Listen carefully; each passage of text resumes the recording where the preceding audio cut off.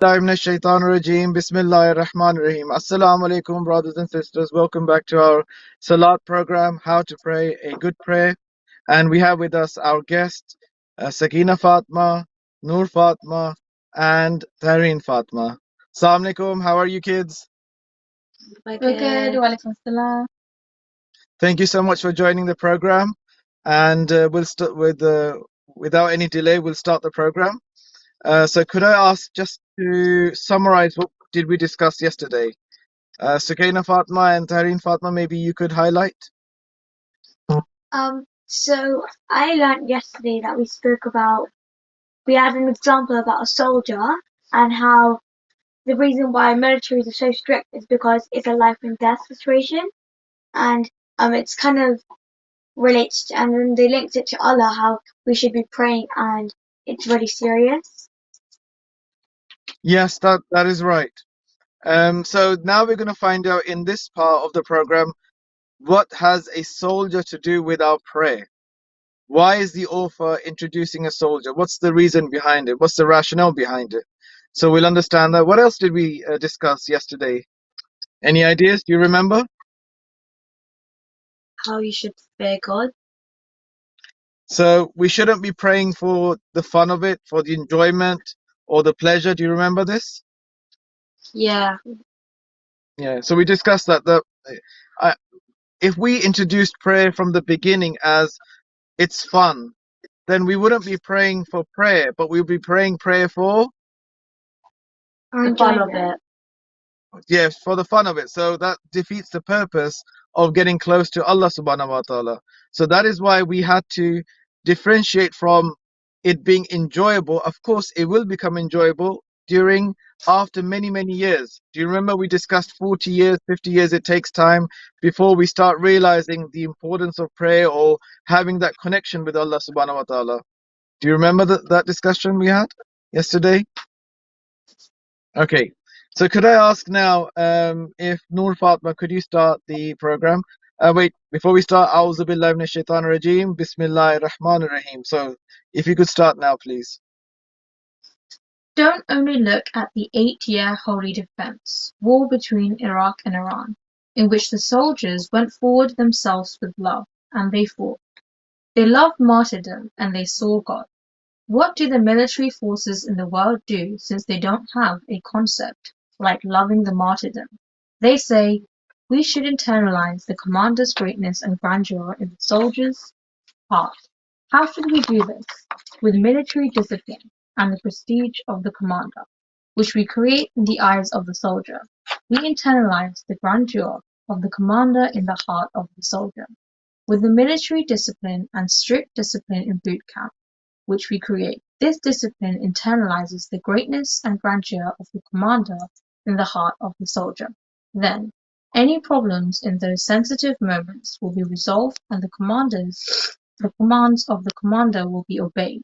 Even if the commander causes the soldier to be killed with his command, the soldier will obey. So did you understand that, kids? Now do you see how it's linking this? So explain me. We have to listen to God. Allah. Yeah, you're summarizing it very small. So what the author is trying to explain is this, that, for example, a soldier is different from an employee working in Mark Spencer's, for example, or in a shopping store, in a bank, or something like this. Why? The reason is in these stores where it's a bank, you don't have to give your life. But as a soldier, you have to defend the country, you have to defend the people, so you have to give your life. But how can you give your life, or how can you obey someone's command if you don't have that fear of that person? For a person working in a bank, he doesn't need to worry about these things. But in a war, a soldier has to follow those commands to win a war. And in that mission, in that objective, they have to also give their life as well. Sometimes some people lose their lives. Some get killed, some survive for winning the war. Yes? But that's not required with a person working in a bank or in a shopping mall, anything like this places, or in a school, for example. The teacher and the student don't need to sacrifice for one another. But In a military, this is required. So how do you make a normal human being that could have been a teacher, for example, or an employee in a store, become a soldier and obey that much command that even in some commands they might have to give their life? So what do? So in the military, they have these mechanisms, these programs where they make the commander, the one that's giving the command, like do this, do that, in such a grand way, in such a high position, where whatever he says, they have to listen. But this doesn't happen in one night, in one day, in a second. It takes time, it takes practice. They train them in a certain way so that when they see the commander, they obey him. That's why they salute him and they knock their feet. Why? Because they're practicing. That whenever they see the commander, they have to give salutations to him. They have to show him the respect. That whenever he says something, they have to obey him. Does that make sense? Yeah. So now we'll find out why this military example is given for a good prayer. How is that linked? So the author will explain this. So the next title is The Necessity of Paying Attention to God's Greatness. Now we will understand why. Because a commander can only command if the soldier respects him and knows his grandness. So the same concept has to come in our prayer. We will only pray properly with respecting God if we understand God's greatness. And this is what we will understand now, the necessity of paying attention to God's greatness. If I could ask, who would like to read? I'll read. Okay, thank you, Sukeena Fatima. Why don't we say Allah is beneficent or Allah is merciful instead of Allah is the greatest while praying? We don't say in supplications, "O the one whom his mercy has surpassed his anger." Wasn't it better if we said, "O kind God," instead of saying, "God is the greatest"? Wouldn't the heart be more attracted to prayer in this way? Why don't we talk about God's greatness as soon as we start praying? When Okay, can reading, I stop you there? Right. So the author is saying, why don't we say in prayer, "Oh merciful God, oh kind God"? Why is that? Why do we have to say, the first thing we say is Allahu Akbar? So the translation of greatness is not really, the word Akbar is not just great, it's more than great. Unfortunately, the English translation that we do for Akbar is either big, great, but it's more than that. Akbar carries a lot of weight. It's not just Allah's great. He's the most greatest and powerful. The Akbar has all of that inside it. So when we say Akbar, it's his greatness in grandness and majesty. So that's how Allah we have to see. But greatness by itself isn't enough to explain what God is. Just like how a soldier, when a commander comes in a military towards a soldier, he's in awe. He goes like this straight away, in respect, in fear of him. The same thing, Akbar has that kind of meaning. When you hear the word Allahu Akbar, it makes you shocked that there's something really big, really powerful, really that's you have to pay attention straight away. Does that make sense, kids? Okay, so continue reading. when reading the Gomel supplication, the readers of the supplication continuously talk about God's kindness and we cry. Why shouldn't we use this method in praying and say, "God is merciful," instead of saying, "God is the greatest," and then cry a lot? For example, instead of saying, "God is the greatest," we could say, "Oh my dear God, you are so kind. What is wrong with being in love with God like this?" A person can't fall in love with God's omnipotence and Omnipotence. omnipotence and greatness and cry because of these. Why do we say God is the greatest, Allahu Akbar, so much? Why is Okay. prayer full So of the God's author, greatness? can I stop here, Sayyida Fatma? Thank you. So the author is trying to explain why there is a reason that we say Allahu Akbar. Why don't we say Subhanallah, for example, or other words, Alhamdulillah, like they start the prayer with this? Why is it Allahu Akbar? And our hands have to go up. The same concept of military, the soldier, and the commander. Keep that in your mind, okay? Right, continue reading. Why do we put our forehead on dust in front of God's greatness? Why is it that we should necessarily bow and prostrate in each cycle of praying? We must do these things because prayer, like a boot camp, wants to teach us something, and that God's greatness and grandeur. And that is, you missed the word is, uh, Sukeena. It's very important that you don't miss some words because the meaning changes. Okay, that is God's greatness and grandeur. When a commander needs his greatness to become internalized in his soldier's heart, he doesn't say, "Mr. Soldier, I will buy your car and in return you listen carefully to what I say."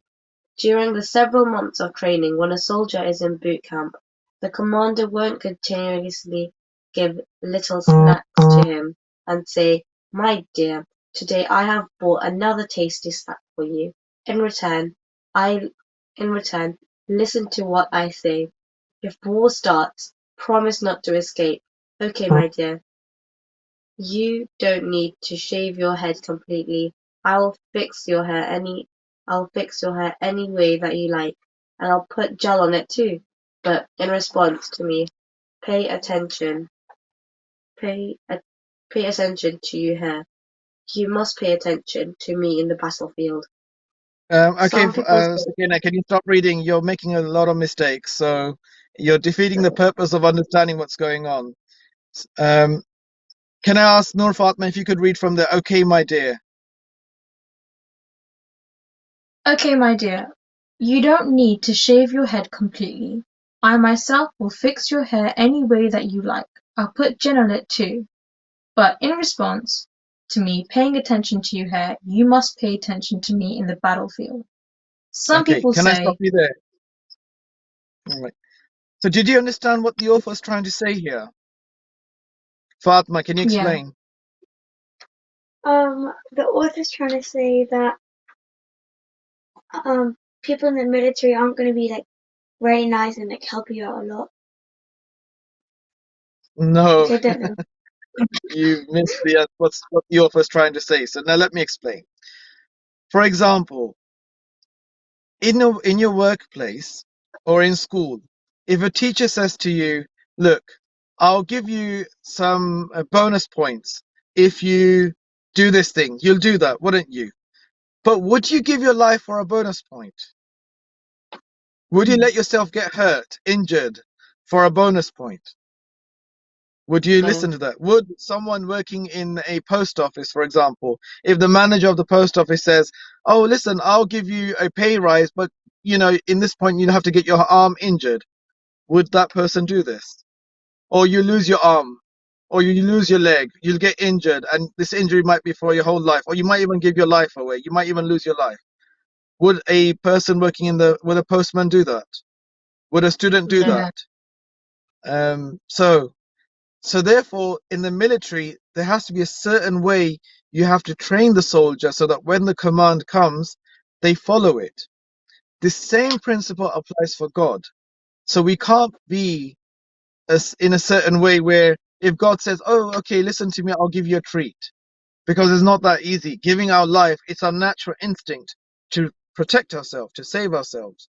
So how do we obey Allah in a certain way? And this is where we come to understand this. Okay? Yes, again, if you could start reading, please.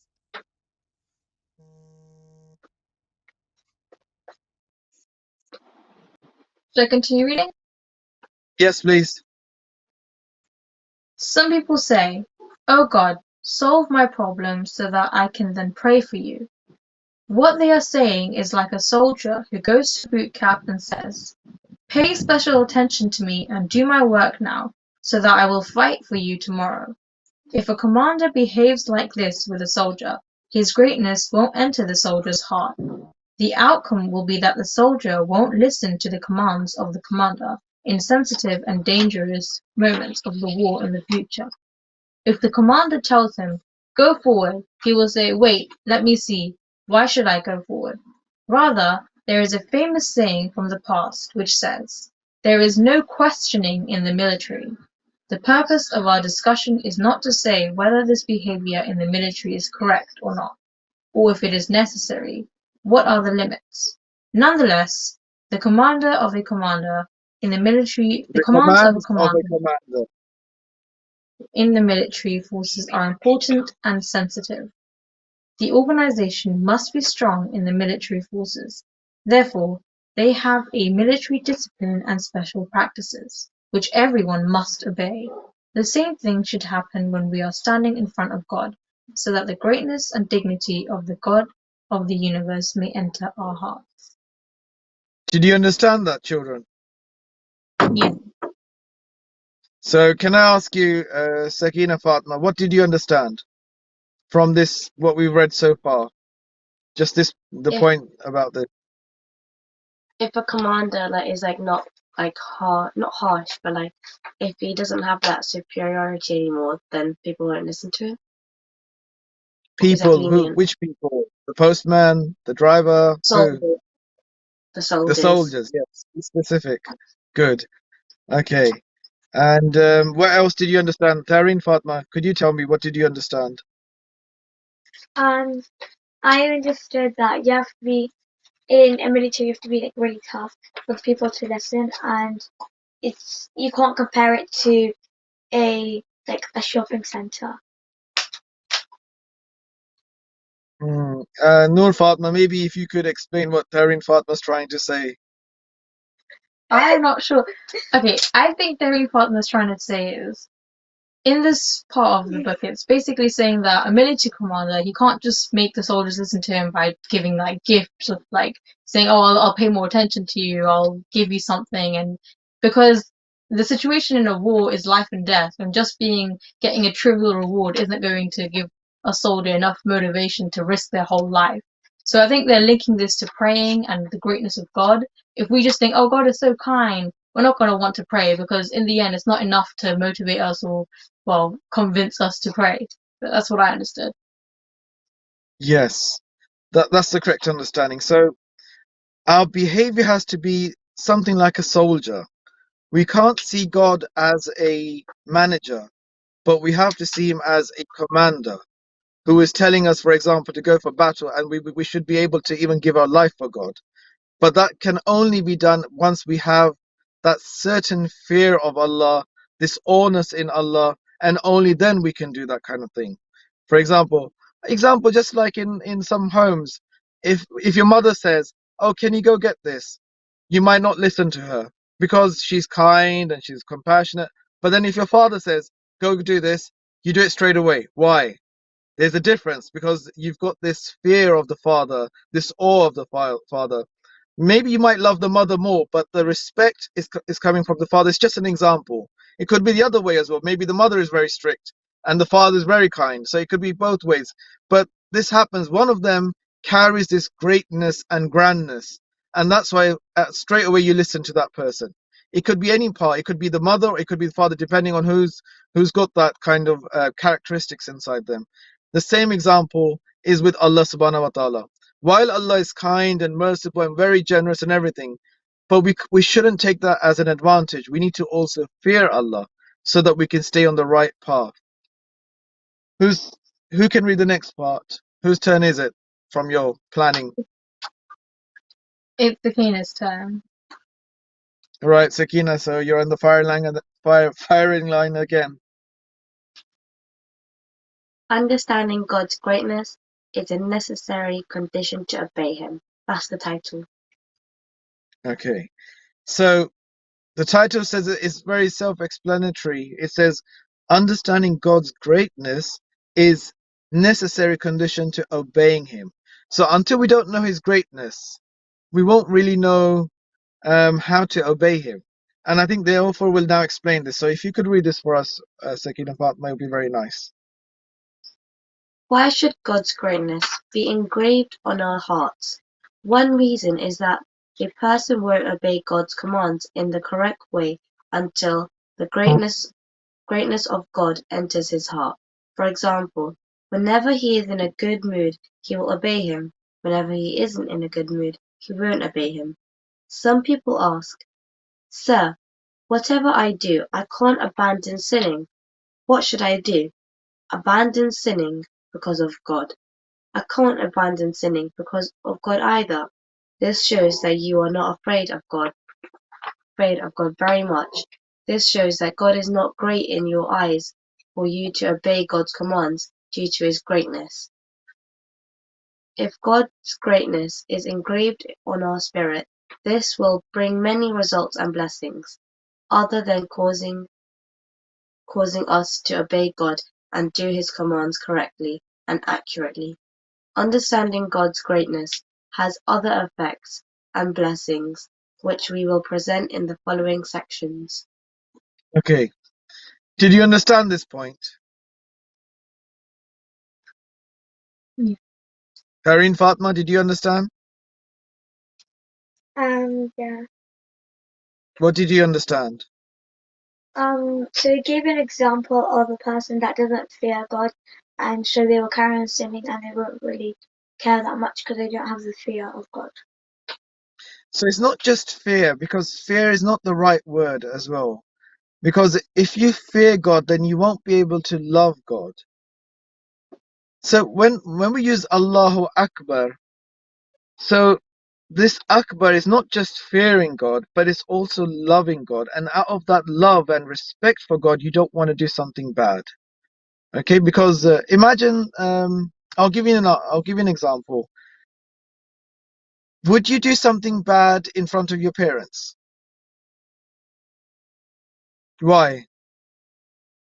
Because you respect How them. about, okay. But when you say respect them, is it just respect? Is there fear as well? Yeah. There's a fear to disappoint And is them there as love well. as well? Yeah. Yeah. Because and also if your parents say something, you would listen to them. What's the reason? Is it just because of fear? No. It's because No, you care it's a about lot of them. other, because you care about them. You've got the love there, you've got the respect there, and you've got the fear there as well. But it's not the fear that, oh my God, my parents are going to burn me alive. No, it's not like that. It's, you've got a little bit of fear because you will get in trouble. At the same time, you've got the love and the respect and the admiration for your parents. The same concept is for God as well. So we need to have that kind of greatness of God, because God is greater than even the parents, for example, because God is all loving and all powerful and all this. So we should have that in us. But if we don't have this, and that is why this example is that this person kept committing sin. He said, I can't stop my sinning even for Allah. Why? The reason is because he didn't understand Allah properly. He didn't have this respect in his heart for Allah. So now we'll understand having greatness. So the next part, who will read the next part? Fatima. Having greatness a beginning to being beloved. Is it necessary for us to feel the greatness of God in our heart or not? If I ask, is it necessary for us to fall in love with God? Everyone confirms this willingly. But if I ask, is it necessary for us to feel the greatness of God in our hearts? Some people will start thinking about it and say, Sir, what um what you mean by all of our discussions? And say conversations Sir, and what speech. do you mean by all of your discussions, conversations, and speeches is that in the end we should fall in love with God, sacrifice ourselves for Him, become His, and listen to Him? It is natural for us to go in that direction. But what is the purpose of this discussion about God's greatness? So the author is trying to say here is, it's easy to say, yes, we should fall in love with Allah, and yes, and all of this. But what about greatness? What does greatness have to play here? What role does that have in our lives, and what does it mean to us with our relationship to Allah subhanahu wa ta'ala? So if I could ask you to continue reading. Many people Whose part is don't this? know. Many people don't know that the path which they have to pass along in order to reach the house of God's love, is a pathway in which the feelings of God on whoever's heart greatness becomes engraved. He will gain Uh, a love and oneness for God, which others only talk about. you missed a line, Tareen Fatma. God's greatness should first become engraved on their hearts. On So that, whoever's heart. Are you okay? I'm sorry. No, Right. she made the Muddled sentence it up. up. okay. Yeah, so you need to make sure because we've got viewers watching as well and they'll get confused. So just for the viewers, I think if you could read that line again, that'll be better. That part. Maybe Noor Fatma, if you could read. Um, which line was it exactly? Or should I just read the last one? So if you say Should I just read the God's love paragraph? is, yeah, just read the paragraph. Many people don't know that the path which they have to pass along in order to reach the house of God's love is a pathway in which the feeling of God's greatness should first become engraved on their hearts. On whoever's heart God's greatness becomes engraved, he will gain a love and fondness for God which others only talk about. There is supplication which we read after each ritual prayer during the month of Ramadan, which almost everyone has memorized. The first sentences are these: O the one who is sublime, O the one who is great. Then it continues: O the one who is forgiving, O the one who is merciful. First it talks about God's greatness, then it talks about God's mercy. If anyone wants to enjoy "O the one who is forgiving, O the one who is merciful," he must first understand "O the one who is sublime, O the one who is great." If God is kind to us, and if he grants us what we ask for, we will understand that God is forgiving and merciful. But what should the Almighty God do for us to understand that he is truly great? Do you want to wait until the day of judgment to see God's greatness there? This is the place about which a supplication says, O the one whose grandeur will be recognized when he evaluates his servant's deeds. O the one who shows his power to his servant in the grave. When a person is dying, that is the time when he will understand what is going on in the world and how powerful God is. Do you want to understand this there? How can one understand God's greatness in this world with a good prayer? Sir, Okay. is this a okay? So basically, would we want to know how great God is when we go in the grave? That's too late. Because at that time then we're getting punished, then there's no point. It defeats the purpose. We should have learnt God's greatness while we were alive in this world, and only then, when we enter the grave, we will probably see it even more, God's greatness in more reality. But the problem is, unfortunately, we can't leave it till we go enter the grave. That's not the right way. We need to understand his greatness now, because at that point it's no benefit to us.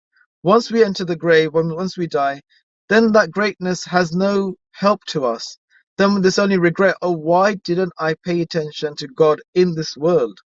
If he was that great and this powerful, I should have protected myself from hell. I could have used his greatness to keep myself safe from doing bad things. But unfortunately, we didn't pay attention to this, and that is why many people will suffer when they enter the grave because they didn't pay attention to God's greatness. Can I ask you to continue reading, please? Sir, is this a problem if we love God without him being great in our heart? It is impossible, my dear one. I wouldn't have said anything if it was possible. Up until now, we have listened to many stories and discussions about the love, affection, beneficence, and kindness of God, and cried with these. Actually, we have cried a lot with these. But after we leave these meetings, our situation is like before, and not much change has occurred within us. Do you know why you love Ali bin Abi Talib alayhi salam this much? Because you are aware of Ali alayhi salam's Dulfiqar sword, his anger and his grandeur. Why do you like Qamar Bani Hashim, Abi al-Fadl al-Abbas alayhi salam, more than all the other martyrs of Karbala. It is because of his strength, his grandeur, and his protecting the flag in battle more than others. Abbas alayhi salam is something very special, and we love him very much. This intensity of our interest in Hazrat Abbas alayhi salam's appearance in our hearts after we realize the intensity of his greatness and grandeur. If they tell you Aba al-Fadl al-Abbas alayhi salam was a very good man, he was very loyal to his brother Imam Hussain alayhi salam.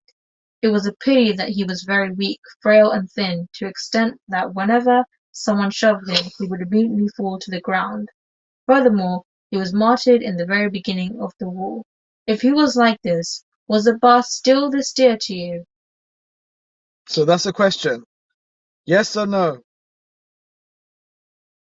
Probably not as much.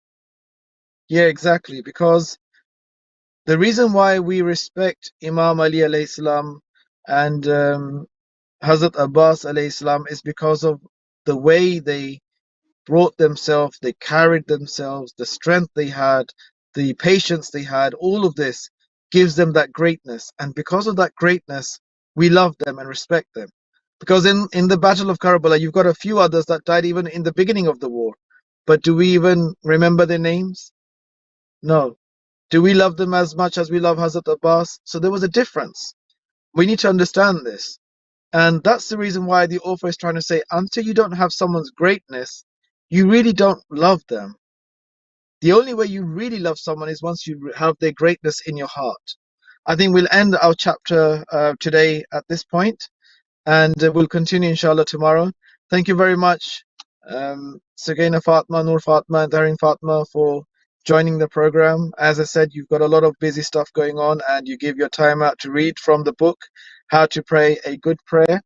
And I hope the viewers that are watching this program are benefiting from this.